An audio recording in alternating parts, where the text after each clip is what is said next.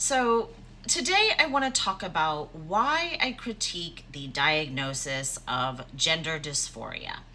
And I critique it for a couple of reasons. I think it is a real problem because I think it's inherently sexist. I think it creates dissociation from our bodies and ourselves. I think it creates a cognitive disruption that interrupts our ability to listen to our instincts. And ultimately, I think that it normalizes the notion that there is such a thing as a trans person and that this is somehow biological rather than thinking about transgender ideology as that an ideology, a concept, an abstract notion that people think about themselves. So I want to start though, because sometimes when I talk about my critique, people come at me and they're like, the audacity, how can you?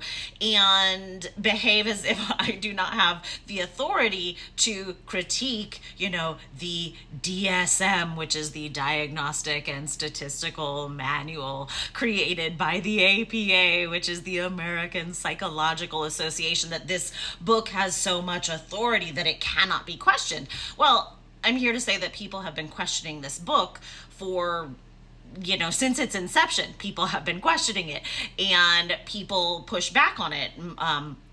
Whether they are sometimes activists push back on it, or groups or clinicians, lots of people have pushed back at this book, researchers.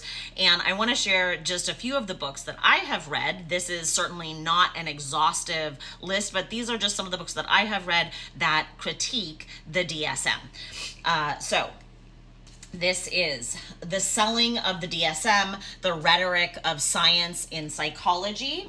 This is the DSM, A History of Psychiatry's Bible. This is The Book of Woe, The DSM and the Unmaking of Psychiatry. This is Sedated, How Modern Capitalism Created Our Mental Health Crisis. This is Mad in America, Bad Science, Bad Medicine, and the enduring mistreatment of the mentally ill. This is We Have Had 100 Years of Psychotherapy and Things Are Getting Worse. This is Fads and Fallacies in Psychiatry. This is The Manufacture of Madness, a comparative study of the Inquisition and the mental health movement. This is Cracked, Why Psychiatry is Doing More Harm Than Good. And finally, this is The Importance of Suffering, the Value and Meaning of Emotional Discomfort. So that's not exhaustive, but these are the many people who before me have critiqued the DSM. So this is just to say me critiquing it is nothing new. Many people are going to come along and critique many things about the DSM. And other people, there are other mental health professionals right now who already are critiquing this diagnosis. So let's go ahead, let's look at the diagnosis, and let's look at, again, what it's actually saying. Because a lot of people will also say, well, I really think that, gender dysphoria means this, or I really think it means that. But we want to go to the source. What is it actually? How is it defined in the DSM, the Diagnostic and Statistical Manual of Mental Health? How are they defining it? So what does it mean when people get a professional diagnosis as this? And what do people really mean when they self-diagnose as this? So, okay, glasses. So, individuals with gender dysphoria, this is the diagnostic features, have a marked incongruence between the gender to which they have been assigned and their experienced expressed gender.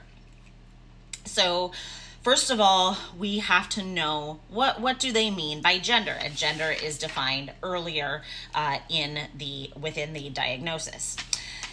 Gender is used to denote the public, social, cultural, lived role as boy, girl, man, woman, or other gender. We're going to ignore the fact that gender is used in the definition of gender, but we're going to go back to that diagnosis and insert their definition of gender.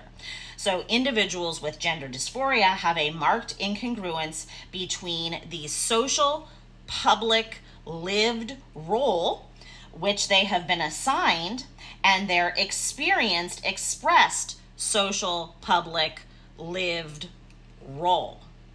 So this is discomfort with a societal role projection. That's what it is at its heart. And my other problem with this diagnosis is that it rests on the notion that we all have an innate gender identity. I already have a video about why I do not think I have a gender identity, why I do not believe in the notion that gender identity is innate. But gender identity is described as a category of social identity that refers to an individual's identification as male, female, or some other category in between, i.e. gender fluid. So I do not think male and female are identity categories. These are physical circumstances. So we don't identify into or out of them. We simply experience them. They are part of our physicality, just like, being the height that you are is part of your physicality. It's an unchanging physical circumstance that you have to simply grapple with. It's how you experience the world.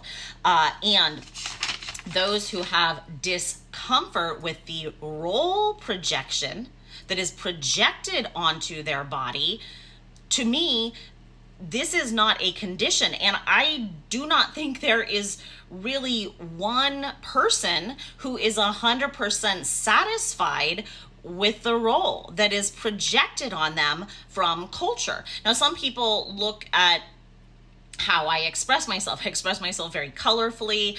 I express myself in some very typically feminine ways. However, there are many things that are unfeminine about my behavior. I'm very outspoken. I can be very aggressive and competitive. I can be combative ultimately, and these traits are often associated with masculinity. So even though I have externally expressed myself in a more feminine way, some of my character traits could be described as more masculine.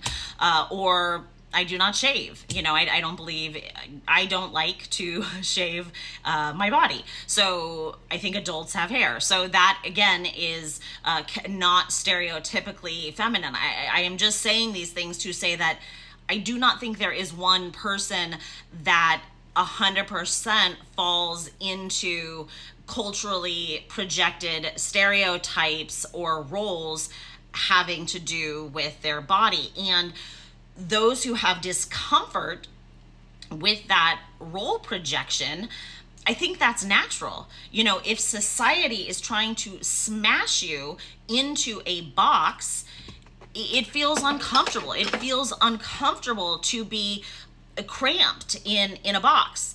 However, this diagnosis, what it is saying is ultimately, if you don't like the box that you were cramped into, you can choose another different box. And there's lots of boxes. There's a trans woman, trans man, trans mask, agender, non-binary. But it's ultimately saying you gotta pick a box. And it's also saying that the problem is your body as well, that your body is destined for these roles. So if you don't like the role, you can't really reject the role that was projected onto your body. You have to change your body to go with a different role. So this is a rejection of self. This is saying, in order to express or behave in the way that I want to behave, I have to cut off my own body. I have to reject my body. It leaves people with a lack of agency. Okay, this is going to be part one because I have so much more to say.